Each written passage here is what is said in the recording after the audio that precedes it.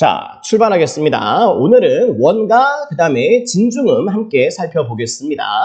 먼저 원가입니다. 질 좋은 자식 가을에 말라 떨어지지 아니하매 너를 중히 여겨 가겠다 하신 것과는 달리 낯이 변해버리신 겨울에요. 자, 질 좋은 잣 할 때 이때 잣은 잣나무를 가리킵니다. 가을에 말라 떨어지지 아니하매 사계절 푸른 잣나무의 속성이죠. 너를 중히 여겨 가겠다 하신 것과는 달리 이미 화자에게 이렇게 약속을 했었나 봐요. 근데 그것과 달리 낯이 변해버리신 겨울에요. 약속을 잊어버리고 태도가 돌변한 임의 태도가 마치 겨울과도 같습니다. 자, 근데 이 작품과 관련해서 역사적인 맥락이 있어요. 자, 신라의 효성왕이 왕이 되기 전에 작가인 신충을 잊지 않겠다고 잣나무 아래에서 약속했었습니다. 근데 왕이 오르고 나서 잊어버리고 말아요. 그래서 이제 신충은 이 원가라고 하는 작품을 만들게 되죠. 즉, 이때 너를 중히 여겨가겠다라고 하는 이 말은 누구의 말이라 보시면 돼요? 효성왕이 했었던 말이다라고 보시면 되겠습니다. 자, 넘어갑시다. 자, 달이 그림자 내린 연못가 지나가는 물결에 대한 모래로다. 자, 연못에 비친 달의 그림자를 보고 있는 화자입니다. 하늘에 떠있는 달, 하늘에 떠있는 달이 이제 원래 달의 실제 본체잖아요. 근데 지금 화자가 보고 있는 거는 연못에 비친 달의 그림자를 보고 있죠. 근데 연못에 비친 달의 그림자는요, 변하지 않는 속성인가요? 아니죠. 물결 치는 거에 따라서 막 흔들흔들 가변적이죠. 그러니까 약속이 깨어져 버렸으니까 나는 불변의 약속? 그거 아닌 것 같아. 변해. 가변적인 것들이 지금 동원되기 시작합니다. 그리고 나서 지나가는 물결에 대한 모래로다.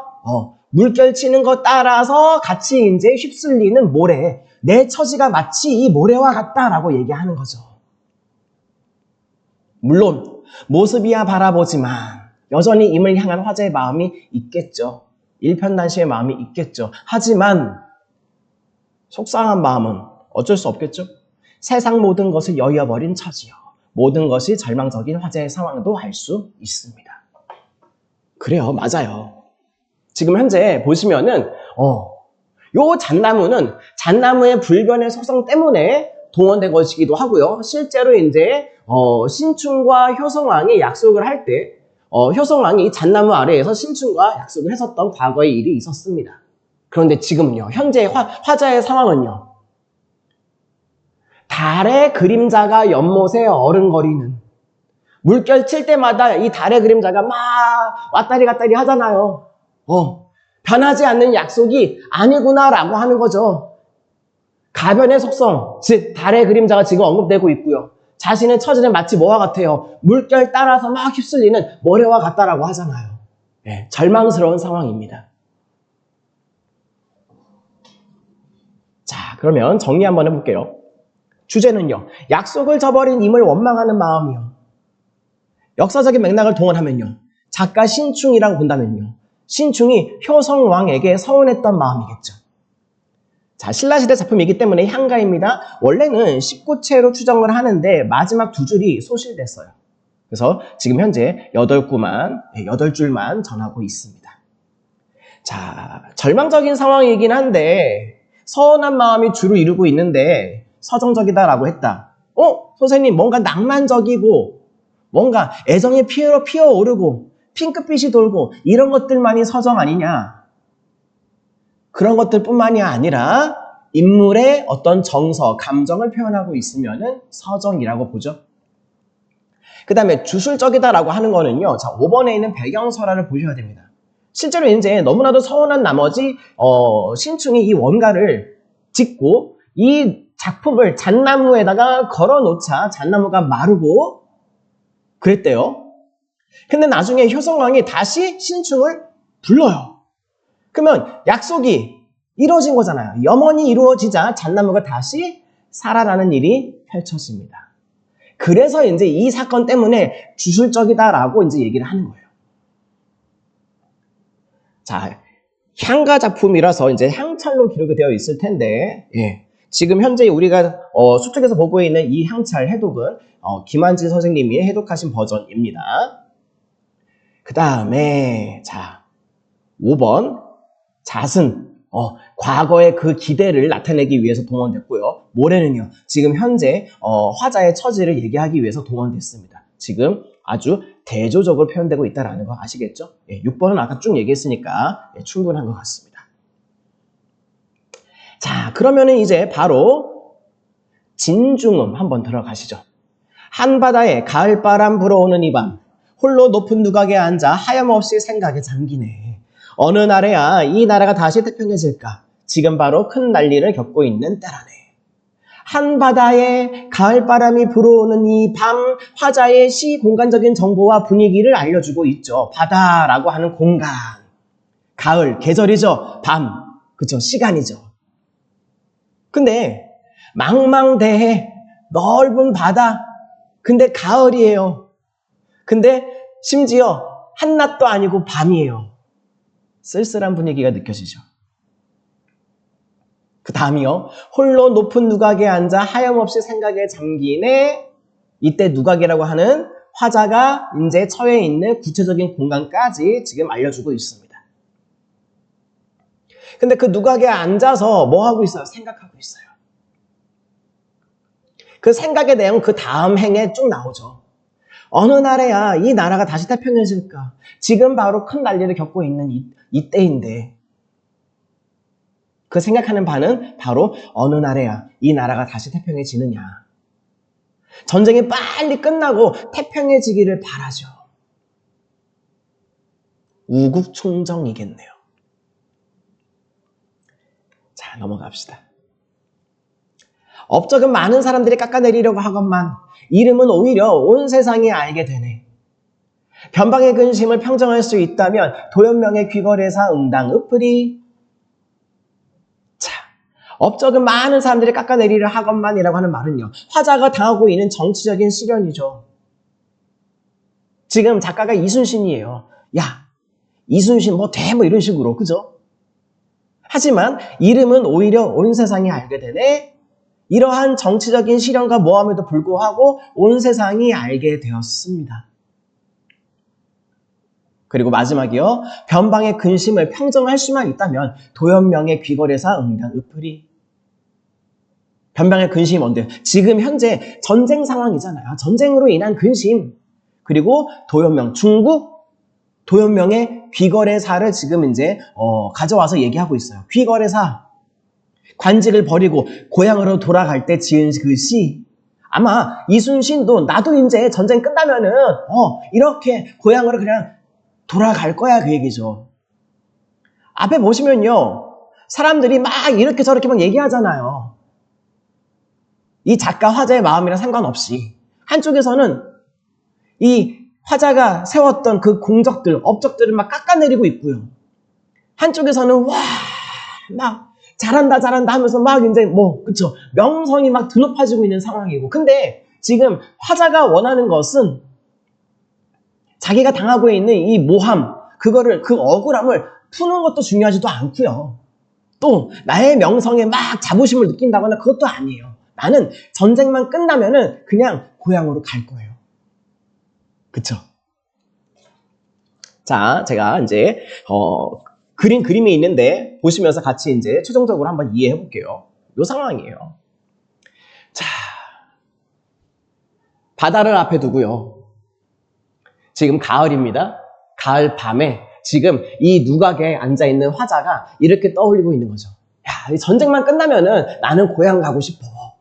근데 사람들은요, 뭐라고 생각해요? 한쪽에서는 이제, 야, 이순신 뭐 돼? 라고 하면서 이순신이 세웠던 그 업적들을 막 깎아내리기 바쁘죠. 또 한쪽에서는요, 이순신에 대해서 그 공적을 막 치하하는, 칭찬하는 얘기들, 명성이 드높아지는 그런 장면들이 있죠. 하지만 화자는 이 둘 어디에도 연연하지 않습니다. 그냥 전쟁 끝나면은 고향 가야지라고 생각하고 있어요. 아시겠죠? 네. 자, 그러면은 작품 정리 한번 해봅시다. 주제는 태평한 나라를 만들고 고향으로 돌아가고 싶은 마음. 자, 갈래? 한자로 쓴 한시입니다. 오원율 씨. 자, 한 줄에 한자가 5글자. 그 다음에 율씨는 8줄이에요. 자, 성격, 나라를 위한 그 마음이 느껴지죠? 우국적이다. 우국충정의 마음이 느껴집니다. 자, 이순신이 지은 한시이고요. 진중음이라고 하는 제목의 작품들 중에 하나입니다. 자, 아까도 쭉 얘기했는데 나라를 걱정하는 우국충정의 마음, 그 다음에 이제 고향 가서 좀 쉬고 싶다, 좀 편안하게 있고 싶다라고 하는 귀걸애사의 마음이 같이 공존하고 있는데 무엇이 더 우선이냐? 일단은 전쟁부터 끝내야죠. 국난 극복을 우선시하고 있죠. 그러면은 선공후사 정도로 이렇게 정리할 수 있을까요? 먼저 공적인 일들을 우선시하고 그리고 나서 공적인 일을 처리한 이후에 나의 사사로움의 일들을 돌본다. 그 뜻이에요. 그리고 작품의 그 내용을 보면은 정치적인 실현과 명성의 획득이 굉장히 대조적으로 잘 표현되어 있죠. 근데요, 지금 화자가 원하는 건 뭐예요?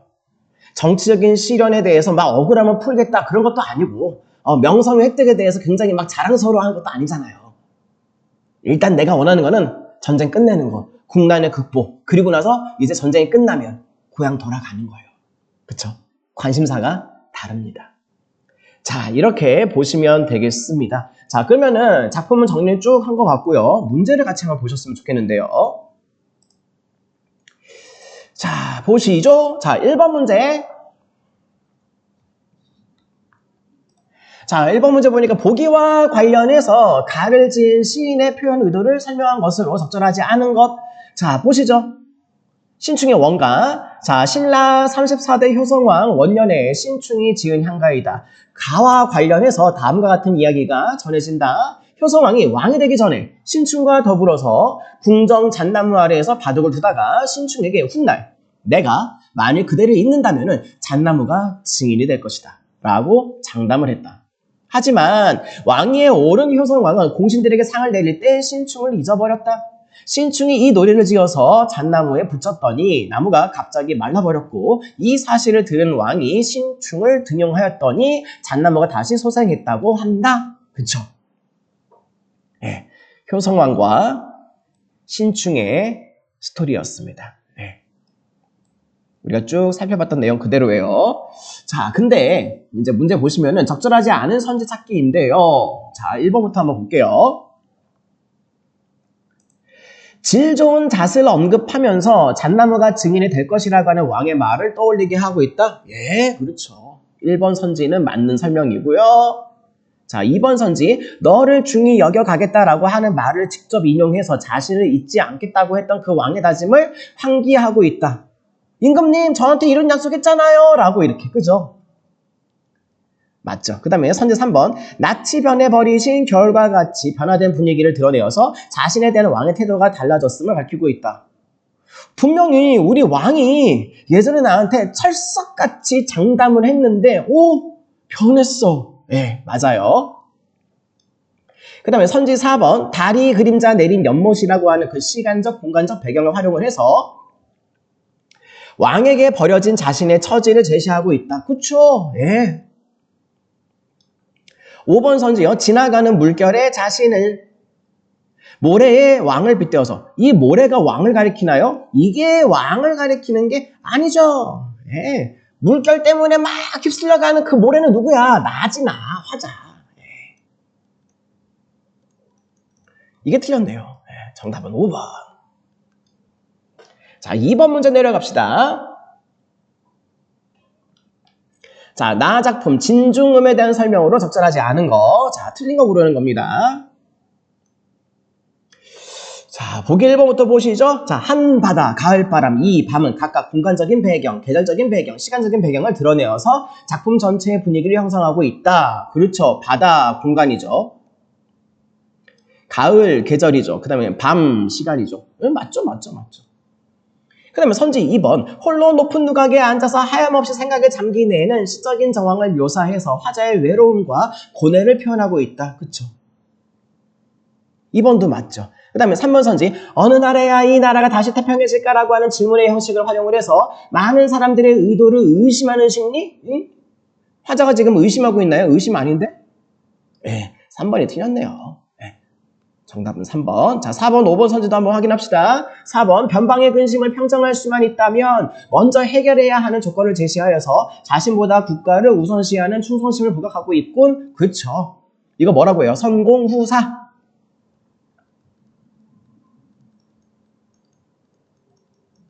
자, 이것도 맞는 설명이었고요. 그 다음에 5번 선지. 도연명의 귀거래사 응당읍풀이는 도연명이 쓴 작품을 떠올리게 해서 화자가 지향하는 삶의 모습을 짐작할 수 있게 하고 있군. 네, 맞아요. 나 전쟁 끝나면 그냥 집에 갈 거야. 네, 맞는 설명. 자, 이제 문제 3번 갑시다. 자, 문제 3번. 자, 가작품의 세상의 모든 것과 나작품의 온 세상에 대한 이해로 가장 적절한 것. 자, 그러면은 자, 신충의 원가에서 세상의 모든 것 뭐죠? 이 부분인데요, 이 부분. 세상의 모든 것. 아, 임금님이 왕이 약속했던 것들이 이제 다 깨져버려서 세상의 모든 것들이 다 이제 끝나버린 것만 같은 기분이 든다. 그 얘기할 때 그 세상 모든 것이요. 그 다음에 나작품 진중음에서 온 세상은요. 여기 있네요. 누군가는 정치적인 시련을 막 가하고 있어요. 모함하고 있죠. 하지만은 사람들은요, 백성들은요, 민심은 이순신의 업적을 알아주잖아요. 그때 그 온 세상이요. 자, 이제 선지 분석 들어갑시다. 자, 보기 1번입니다. 가의 화자가 세상 모든 것을 잃어버린 듯한 상실감과 괴로움을 강조하고 있다면 일단 문제 없습니다. 그 다음에 나의 화자는 온 세상을 위해서 자신이 해온 그 일과 앞으로 해야 할 일을 떠올리고 있다. 맞는 것 같은데요? 예, 문제 없죠? 예.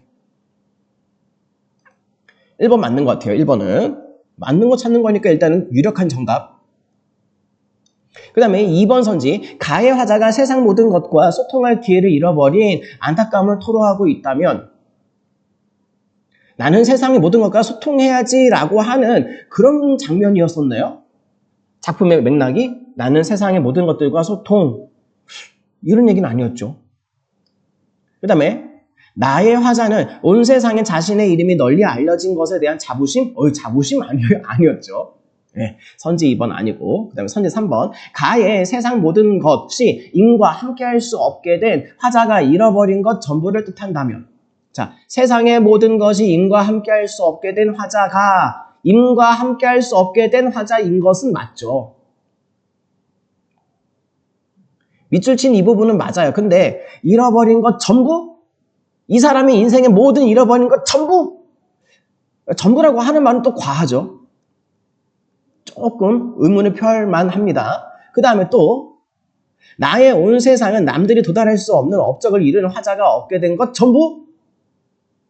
남들이 도달할 수 없는 업적? 이것도 좀 과하죠. 3번은 아닙니다. 그 다음에 4번 선지. 가의 세상 모든 것이 화자가 원하던 것이지만은 화자가 원하던 것이요? 아니죠. 나의 온 세상을 화자가 지금 원하고 있는 것이며 지금 원하고 있는 것? 머지않아 가질 수 있는 것? 아니죠. 그 다음에 5번 선지. 가의 화자가 세상 모든 것을 여의게 된 것이 임에 대한 화자의 마음이 달라졌기 때문에 화자의 마음이 달라졌나요? 화자의 마음은 달라지지 않았어요. 일편단심이라고 했잖아요. 달라지지 않았어. 그 다음에 나의 화자가 온 세상이 이름을 알릴 수 있게 된 것은 화자의 업적이 알려졌기 때문이다. 후반부 얘기는 맞긴 하네요. 어쨌든 전반부에 화자의 마음이 달라졌다라고 하는 말이 틀렸기 때문에 5번도 틀렸고요. 그러면은 정답은 1번 이렇게 되겠네요. 그쵸? 자, 이렇게 마무리하시면 될 것 같습니다. 수고하셨습니다.